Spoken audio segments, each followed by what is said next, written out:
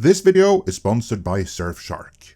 In episode 7 of The Acolyte, what had been foreshadowed all along was finally confirmed, namely that all Jedis are bad and they should be defunded. What is really bad though is the writing, which not even Grace Randolph can defend any longer. One episode left, it's clearly not going to be wrapped up, forget in a satisfactory way. It's not going to be wrapped up probably in a way that even, at least makes sense. And it's bad. Let's dive in.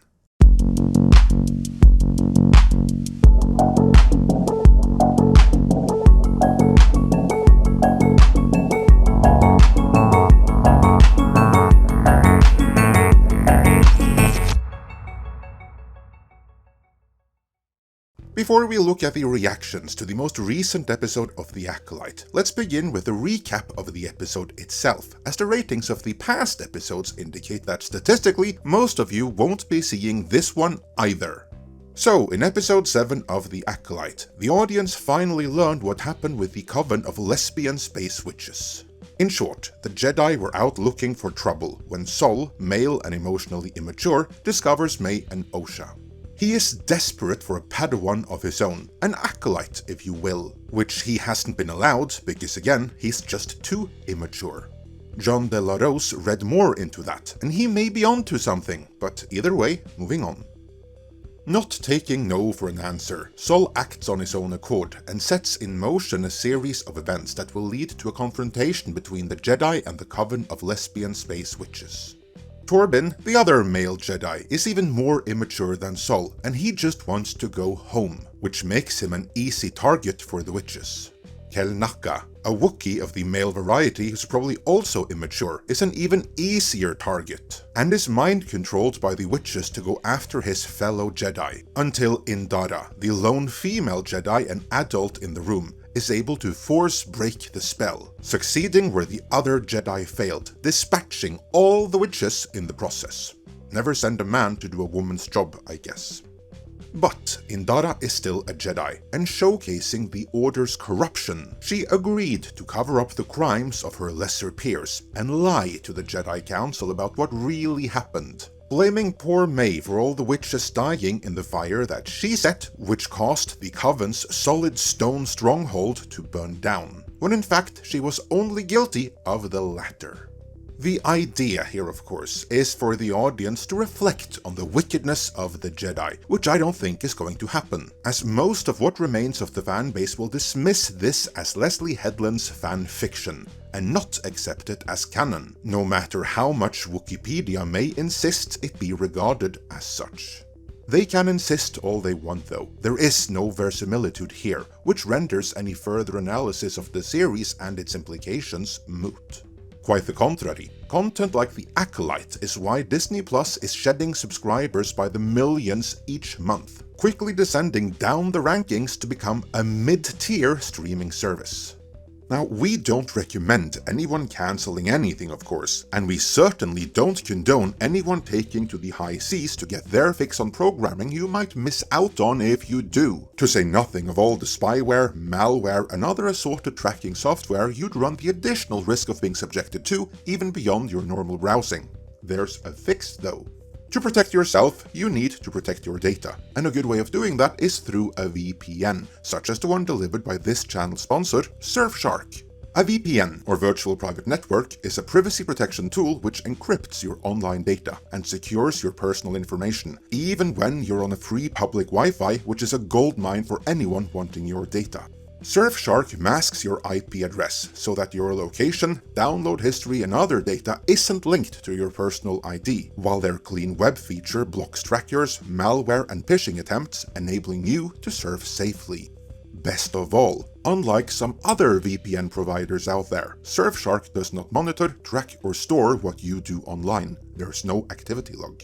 In addition to providing online safety, Surfshark also liberates your internet by unblocking blocked websites and enabling you to bypass geo-blocking restrictions by changing the country you access the internet from, which gives some great advantages when it comes to streaming. For instance, you can access 15 different Netflix libraries, all with a different selection of movies and TV series, simply by changing your virtual location. And there are many to choose from, as Surfshark has over 3,200 servers in more than 100 countries around the world.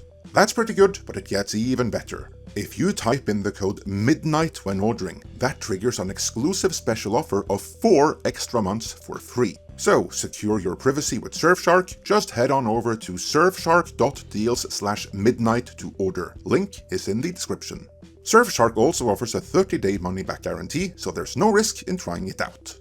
Thanks to Surfshark for sponsoring this video, and with that, let's look at not just the reactions to the Acolyte, but the attempts at hiding how bad the response really is. The Acolyte is the latest example of highly politicized programming which is embraced by professional critics of the entertainment media complex in one end, and utterly rejected by the actual audience in the other. While outlets with some level of journalistic integrity have revealed that a positive review can be bought for as little as $50 at some rags, it is nonetheless the audience score the industry has declared must be fraudulent, blaming review bombing. Because how else could the audience disagree that much with the professional critics, the declared arbiters of truth and the correct opinion? And so, to help out, Rotten Tomatoes have not only deleted tons and tons of the most negative audience reviews over the past few weeks, which doesn't help much when they're all bad, but on top of that, for a while there, the audience rating disappeared from the Rotten Tomatoes main page, not just for the Acolyte, but across the board. As reported by that Park Place, the audience rating was still there, but you had to go an extra step and go into the show itself to see it. Now, was this a deliberate act to promote the ratings that Hollywood views as the correct one, or was it a random glitch that just so happened to benefit Disney? We don't know, but it led to a lot of YouTube videos being made and a big pushback in social media, so the whole thing was reset to how it used to be within a matter of hours. Then Paul Tassi, the nonsensible reviewer in Forbes, had a good cry about it, complaining about all these horrible YouTubers making videos, earning money, all while pushing back on the Hollywood-approved high critic score. That is insulting to Hollywood, because they view the critic score as the only correct rating. Case in point, while Disney and all of their spokespeople may claim that they welcome genuine criticism, what they mean by that is the sugar-coated criticism from those afraid of losing access, while all other criticism beyond that is dismissed as racist and misogynistic. And here, the cast are used as shields, with most recently Amandla Stenberg being booked to appear on The View, a program which is hosted on a Disney channel and that is so hyper-partisan I have no issue calling it propagandistic in nature. Here, Stenberg regurgitated Disney's talking points, while also addressing the alleged hate and death threats she has received. And obviously no one supports that, but I say allegedly has received. Because there isn't any public trace of any of this, and no receipts of anything she may have received privately has been provided. So we're just gonna have to take her word for it. What now is publicly visible, though, is the viewership ratings for the first few episodes, and they are quite clear that the Acolyte is already toast. Nielsen are always a few weeks behind in reporting their numbers, which many consider the gold standard where viewership ratings are concerned, and they only confirmed earlier reports that the Acolyte is a total flop. That Park Place writes, new viewership data for the Acolyte confirms Star Wars fans are abandoning the franchise, stating, not only are they abandoning the franchise, but the series is one of the least watched live-action Star Wars premieres on Disney Plus based on minutes watched. Breaking down the numbers, they conclude that the Acolyte had the second least watched premiere of any Star Wars series ever, second only to Andor, a series for which there was no hype and no excitement, as everyone knows everyone in it dies in Rogue One anyway, so if there ever was a low-stakes series, it's Andor. To be fair though, the comparatively few who saw Andor all claim it's the best of the Star Wars series, which everyone else will just have to take their word for. That aside though, Andor opened one day earlier in the week than the Acolyte, enabling one more day of data collection. Had they opened on the same day, it's not outside the realm of possibility that Andor might actually have opened higher than the Acolyte. What that means is that the brand damage is grave and the majority of the audience is gone. In this sense, it doesn't really matter what happens in the Acolyte, because in the bigger scheme of things, there's no one there to see it. The critics did though, and they saw more than they bargained for.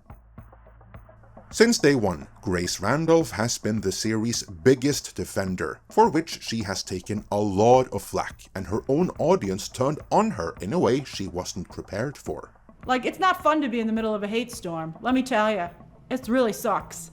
It would appear that as of episode 7, the Acolyte is a hill she is no longer willing to die for, tweeting #TheAcolyte. Oh man, that was awful, with an accompanying gif that signals dejected.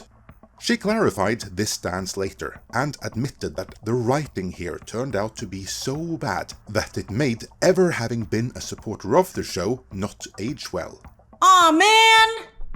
That was embarrassing. It was real embarrassing. It was embarrassing for everybody in the show, embarrassing for everybody who makes the show, and, perhaps worst of all, embarrassing for all of us who have, up to this point, enjoyed the show, supported, and defended it.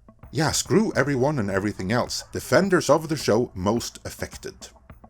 So, what was it that she didn't like? Well, for one thing, the handling of Sol. Like, when the episode started and they were at the campfire, I genuinely was like, what a great character. What a great contribution to Star Wars. What a difference that 37 minutes makes. I never want to see Sol again. I don't even want to see him for the final episode. I don't even want to see this thing. I don't even want to see a resolution to his story. I just don't want to see that guy again. The bigger issue, though, is what the writers did not just to Sol, but to all the characters. I maintain that the interactions were so forced that nothing feels genuine or organic here. There's no verisimilitude, and Grace made a similar point. It's ironic that the episode is called Choice, because it seemed like no character had any choice, that they were all taken over by the showrunner, Leslye Headland, and the episode's 3 writers. It took 3 people to destroy this show and a character assassinate Sol. Like how, it's like if all these characters had been taken over the way Anastasia had taken over Torben, or the entire Coven had taken over Kalnaka. Like, these characters just started to act inexplicably. You were like, what the hell are you doing? But what about all the strong female leaders on display? What about the diversity? Wasn't this show a victory for girl bosses everywhere? And for a show that's supposed to support women, to see Carrie-Anne Moss's Zendara have so little control over her team of Jedi was very disheartening. And then on the other side, Mother Anastasia has no control over her coven. What are you trying to say about women in leadership? I mean, it was really offensive. And again, for a show that's supposed to be so progressive, that's the message? Well, so much for that, I guess. In short, the Acolyte is a failure on all counts. And kudos to Grace for coming around, because as we shall see, not everyone did. Doing Disney's bidding, Collider didn't so much do a review as a treatise on how wicked the Jedi are and always were, implying this is a part of canon we must all accept, and Screen Rant did the exact same thing. While Eric Kane, the sensible reviewer in Forbes, appreciated this episode more than most of those preceding it, because in the penultimate episode of the series, it finally went somewhere. And yet he seemingly comes closer to the reject all of this as fanfiction route, as he writes. I can't help but think this series has gone about its storytelling and the entire structure of the season all wrong. In Choice, we finally learn what happened all those years ago on Brendok, explaining May's desire for vengeance and Sol and Turbin's remorse. Why make audiences wait for all of this instead of just letting us know from the outset? He then spends the rest of his review breaking down how he would have reframed the narrative and added more character moments and motivation so that things actually would make sense. And every single one of his suggestions are better than anything we actually got on screen from a showrunner who feels that this, and not Russian Doll, is the most meaningful piece of art she ever wrote. She's obviously wrong about that, and a Forbes correspondent just schooled Harvey Weinstein's former assistant in how to be a showrunner. Kane concludes this schooling session/review by saying, "Still, I didn't hate this episode." Well, that's high praise right there. "I just wish I cared more about the story and the characters at this point. I'm interested in finding out the rest of the mystery, but I'm also annoyed that they dragged so much of it out needlessly into the second to last episode." Oh, just you wait for the final episode of this elaborate fan fiction, where we'll probably learn that Smilo Ren was actually Vernestra's former Padawan and that she whipped him with her lightsaber whip. And Coril, the lesbian witch mother who survived, has been manipulating events ever since. And there will probably be some allusion to Darth Plagueis. The Acolyte is nothing if not predictable. Let me know your thoughts on this in the comments, and before you go, remember to secure your privacy and bypass quarrelsome geo-blocking restrictions with Surfshark VPN. Type in our code MIDNIGHT at surfshark.deals/midnight to get an exclusive deal of 4 extra months for free. Link is in the description.